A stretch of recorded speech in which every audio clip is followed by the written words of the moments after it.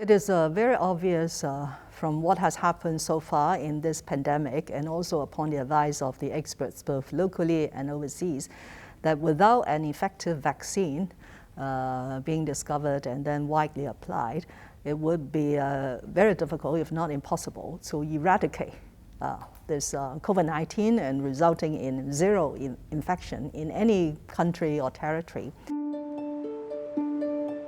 But the reason why I put this into a sort of subheading in the policy address is to display the political determination to address and tackle the situation.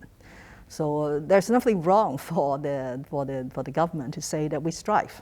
We work very hard, we spare no efforts in order to reduce the infection to zero. And mind you, we did achieve that for certain periods of time during the last 11 months. I think consecutively, we should have achieved zero local infection for maybe a fortnight during certain periods. So it's not entirely not possible when it comes to local infection. Imported cases would be difficult unless we seal off the border and the boundary, allowing nobody to come in. But I don't think that's realistic.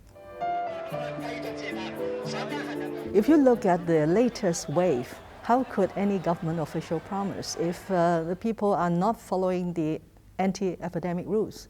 If people continue to have all these social gatherings and crowds and take off their mask, whatever policies that should have the effect of achieving zero will not result in zero. Having seen what we have seen in this last wave, I do feel quite strongly that this is a time really to get tough. In fact, in any epidemic control measures, it's the three buzzwords. One has to be rapid, okay?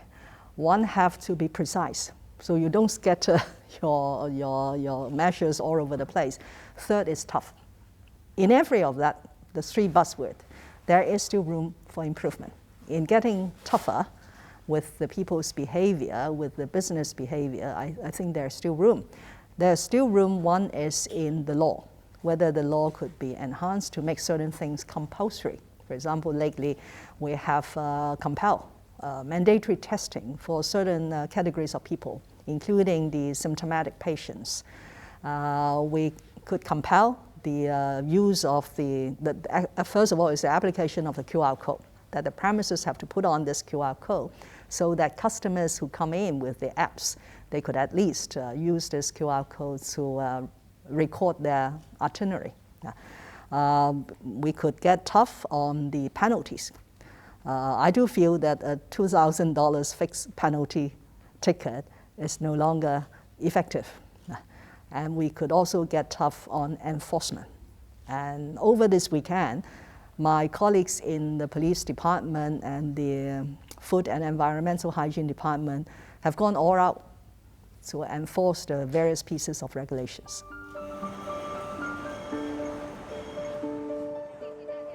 When people try to compare how Hong Kong has dealt with the pandemic situation with perhaps the mainland of China and Macau, one difference that stands out from the beginning till now is this polarization, this mistrust of the government, this non-compliant behavior.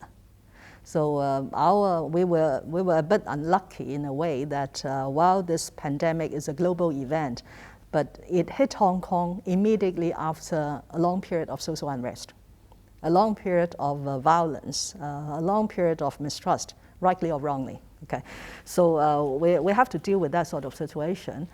So our strategy is we rolled out measures one after another and try to adjust as we go on. Now, if you impose a very strong deterrent from day one, we could end up with some of the things that we are now seeing in Central Western Europe. People went on the streets to protest. You're taking away my freedoms, my rights, and so on. So yes, that does have an effect on Hong Kong's anti-epidemic work.